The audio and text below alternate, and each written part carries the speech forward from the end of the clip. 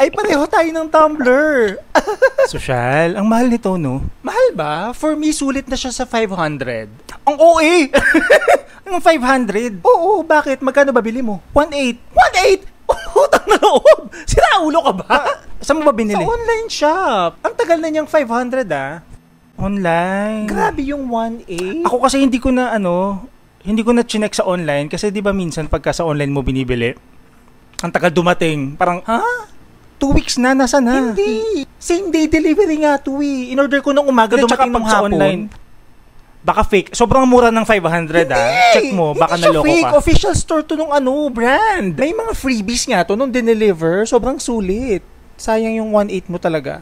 Hindi, parang sa akin okay na din magbayad ng yung mas mahal. Bakit? Kasi at least, nandyan na kagad. Kung may damage, makikita Talaga mo. ba? Willing ka magbayad ng additional 1.3? Pero ang mahal nga ng 1.8.